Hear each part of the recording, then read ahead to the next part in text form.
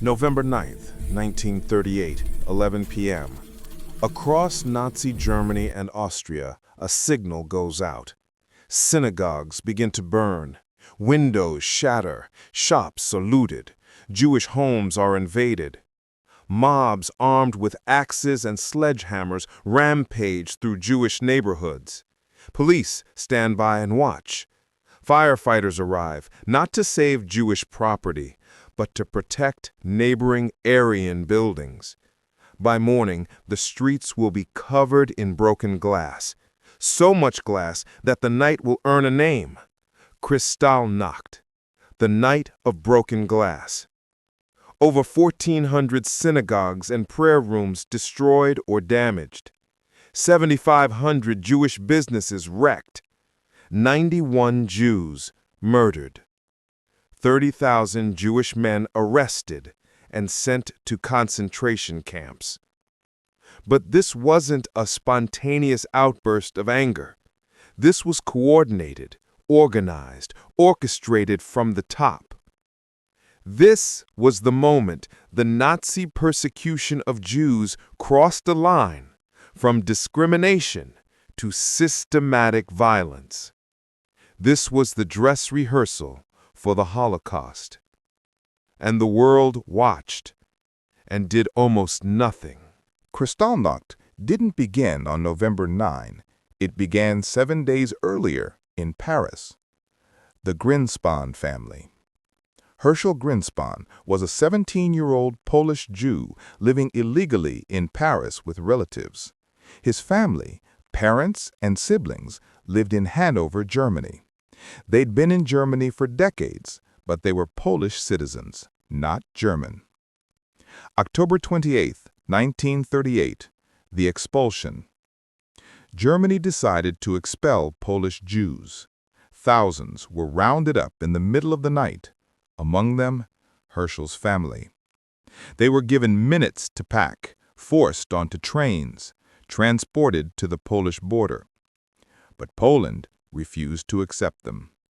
For days, these refugees were trapped in no man's land between Germany and Poland. No shelter, minimal food, sleeping in stables and open fields. Herschel's sister Berta sent him a postcard describing their desperate situation. November 7, 1938, a desperate act. Herschel was devastated. His family was suffering. He felt powerless. He decided to make a statement, draw attention to the persecution of Jews. He bought a revolver, went to the German embassy in Paris, requested to see an official. Ernst von Roth, a low-level German diplomat, received him. Herschel blowed out the gun, shot von Roth 5 times. He didn't try to escape. He told police, "I wanted to avenge my parents. It's not a crime to be Jewish." Von Roth was rushed to the hospital. His condition was critical. The Nazi propaganda machine immediately seized on the shooting. The Nazi response. Joseph Goebbels, Reich propaganda minister, saw opportunity. This wasn't just an assassination. This was proof of international Jewish conspiracy. Nazi propaganda painted it as a Jewish attack on Germany, evidence Jews were dangerous, justification for retaliation. November 9th evening, Ernst von Roth died of his wounds. That same evening, Nazi leaders were gathered in Munich for an annual commemoration of the 1923 beer hall putsch. Hitler and Goebbels conferred. Then, Goebbels gave a speech to party leaders. He didn't explicitly order violence, but he made clear spontaneous anti-Jewish demonstrations would not be opposed. This was code. Every Nazi official understood. Within hours, the orders went out through party channels. Organize demonstrations, burn synagogues, destroy Jewish businesses. Don't stop the mobs. Kristallnacht was about to begin. November 9th, 1938. Late evening. The violence began almost simultaneously across Germany and Austria. This wasn't spontaneous rage, this was coordinated. The attacks began. SA, stormtroops, and Hitler Youth received orders: attack Jewish property. Instructions were specific: burn synagogues, but don't endanger Aryan property. Destroy Jewish businesses, but don't loot. This was about justice, not theft. Arrest Jewish men, especially wealthy ones. Frighten and intimidate, but avoid killing, officially. The mobs wore civilian clothes. The goal was to make it look spontaneous, but it was anything but. Synagogues burn. All over Germany, synagogues went up in flames. Fire departments arrived, with orders not to extinguish fires in Jewish buildings. They protected neighboring structures. Let the synagogues burn. Ancient Torah scrolls thrown into the streets, trampled, burned. Sacred objects desecrated. Centuries of Jewish heritage destroyed in hours. In Vienna, firefighters actually helped demolish synagogues to prevent fire spreading to Aryan buildings. Businesses destroyed. Jewish shops had their windows smashed, display cases looted, interiors wrecked. The streets filled with shattered glass, hence the name Kristallnacht. Pharmacies, clothing stores, jewelry shops, bakeries, all targeted. The mobs used axes, hammers, and iron bars. Systematic destruction. Shop owners who tried to protect their property were beaten. Homes invaded. Jewish families were dragged from their homes, beaten in the streets, their possessions thrown out windows. Elderly men and women humiliated in public.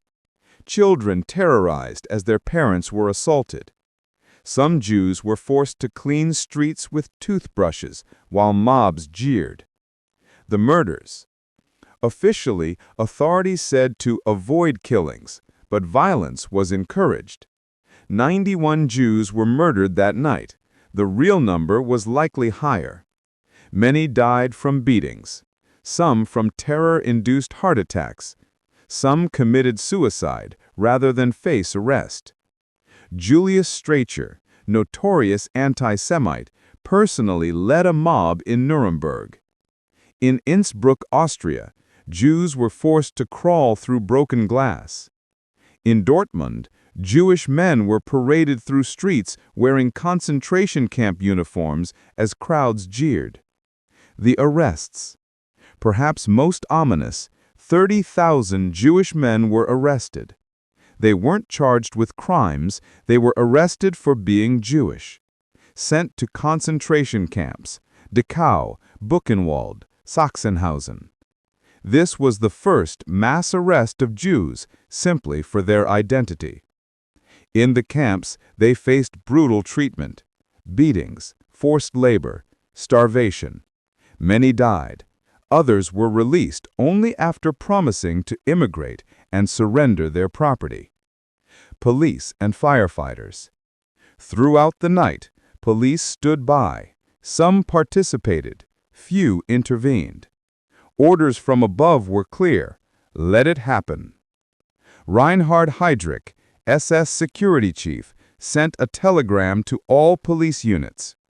Actions against Jews, especially against their synagogues, will take place throughout the Reich shortly. They are not to be hindered. When firefighters arrived, their orders: protect German property only. The scope. The violence continued through November 10th into November 11th. Final tally: 1,400+ synagogues and prayer rooms destroyed or damaged. 7,500+ Jewish businesses destroyed. Countless homes invaded and wrecked. 91+ Jews killed. 30,000 Jewish men arrested. Unknown numbers injured, traumatized, ruined. Every major German and Austrian city affected. Every Jewish community targeted. The morning of November 10 revealed the devastation. Cities littered with broken glass, burned-out synagogues, wrecked shops. The Nazi follow-up. The Nazis weren't finished. Kristallnacht was just the beginning. November 12, 1938. Hermann Göring convened a meeting of Nazi leadership. The decisions made? 1. The Jews would pay for the damage. The regime imposed a collective fine, 1 billion Reichsmarks, on the Jewish community. Jews were being forced to pay for the destruction of their own property. Insurance payments for damaged Jewish property were confiscated by the state. 2. Aryanization accelerated. Jewish businesses that survived were forced to sell to Aryan Germans at below-market prices. Jews were banned from most professions, from owning businesses, from economic life. 3. Social segregation intensified. Jews banned from public schools, theaters and cinemas, concert halls, public swimming pools, parks. Jewish children expelled from German schools. 4. Emigration encouraged. Jews were told, leave Germany, but they had to leave their wealth behind. Emigration became increasingly difficult. Few countries would accept Jewish refugees. Those arrested were released if they promised to emigrate immediately. The international response. News of Kristallnacht spread quickly. Foreign journalists in Germany reported the violence. Worldwide condemnation. U.S. President Franklin Roosevelt recalled the American ambassador. British newspapers condemned the pogrom. The Vatican issued mild criticism. Protest rallies held in New York, London, Paris. But condemnation didn't translate to action. The Evian Conference, July 1938. Context matters. 4 months before Kristallnacht, 32 countries had met in Evian, France to discuss the refugee crisis. Result? Almost every country refused to increase refugee quotas. The U.S. maintained strict quotas. Britain limited immigration to Palestine. Canada famously said, "None is too many." After Kristallnacht, this changed slightly.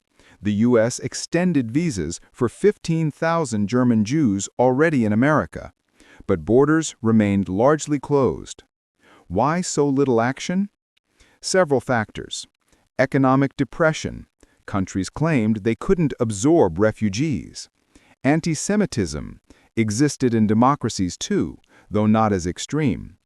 Political concerns. Fear of provoking Hitler or appearing weak. Denial. Many didn't fully grasp what was coming. The world was horrified, but not horrified enough to open its doors. The Jewish response.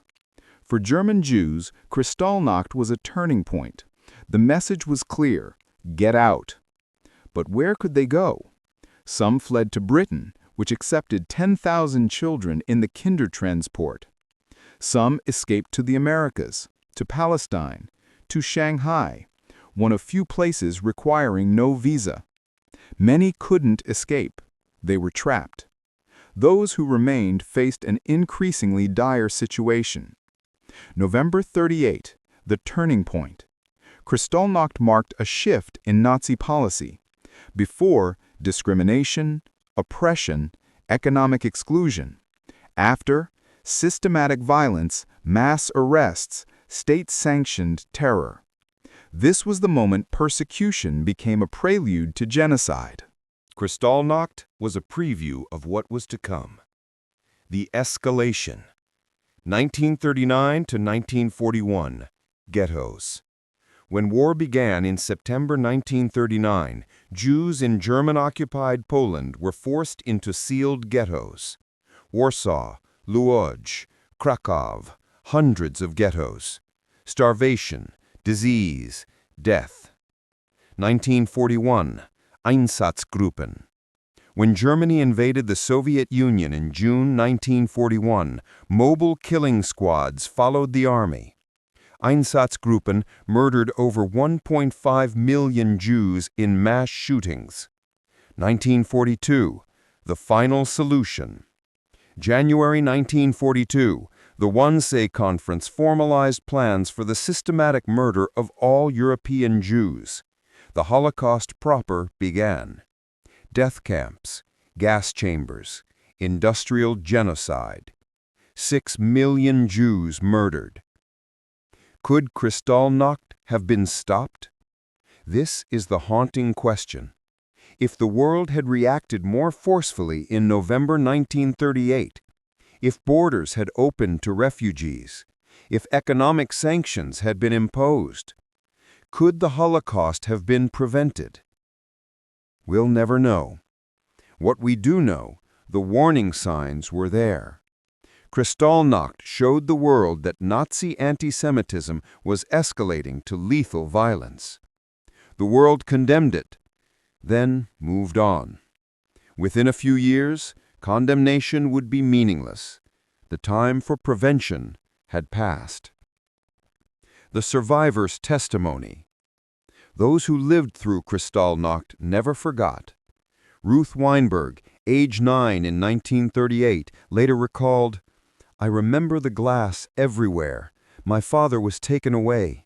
We didn't know if we'd see him again. That was the night we knew we had to leave Germany or die." Walter Kahn described watching his synagogue burn. The fire department came. They stood and watched it burn. They protected the buildings next door, but our synagogue, they let it burn to the ground. Marion Kaplan wrote, "Kristallnacht was the signal. It said, 'You are not safe. You are not wanted. You will be destroyed.'" For those who survived to tell their stories, Kristallnacht was the moment they realized the Nazis would go as far as evil allowed. And evil, it turned out, had no limits. Today, Germany remembers Kristallnacht with memorials and ceremonies every November 9th. Stumbling stones, Stolperstein, embedded in sidewalks mark where Jews lived before deportation. The message, never forget, never again. The lessons. Kristallnacht teaches us several critical lessons. 1. Hate escalates. Nazi anti-Semitism didn't start with gas chambers. It started with laws, then boycotts, then Kristallnacht, then genocide. Hatred unchecked always escalates. 2. Bystanders enable atrocity. Kristallnacht succeeded because ordinary Germans participated or did nothing. Police, firefighters, neighbors, they could have resisted. Most didn't. Evil requires active participation, but it also requires passive acceptance. 3. The world's failure. International condemnation without action is meaningless. The world's refusal to accept Jewish refugees condemned thousands to death. 4. It can happen again. Kristallnacht wasn't ancient history. It happened in a modern, educated, cultured society. Germany wasn't a backward nation. It was advanced, industrial, sophisticated, which means it can happen anywhere. The question that haunts: could you have been Herschel Grynszpan, desperate, watching your family persecuted, taking desperate action? Could you have been a German bystander, watching your Jewish neighbors' shops destroyed, doing nothing? Could you have been a foreign diplomat, knowing refugees needed help, following orders to deny visas? These questions aren't hypothetical. They're about human nature. The 91 who died. Their names are remembered: Siegfried Becker, Hermann Berger, Marcus Blatt, dozens more. They didn't die in gas chambers. They died in the streets of their own cities, beaten by their own countrymen. They were the first victims of what would become the Holocaust. The night of broken glass. On November 9th and 10th, 1938, Glass wasn't the only thing that shattered. The illusion of German Jews' safety shattered. The pretense of Nazi legality shattered. The world's moral credibility shattered. And from those shards, the road to Auschwitz became clear. Kristallnacht was a warning. The world saw it and failed to act. 86 years later, we remember not just the victims. We remember the failure to speak, to act, to save. The failure that allowed the night of broken glass to become a prelude to the darkest chapter in human history. Never forget, never again. But never again requires vigilance, action, courage. It requires us to recognize hatred before it escalates, to speak when others are silent, to act when action is uncomfortable. Kristallnacht happened because too many people did nothing. Let that be the lesson we carry forward.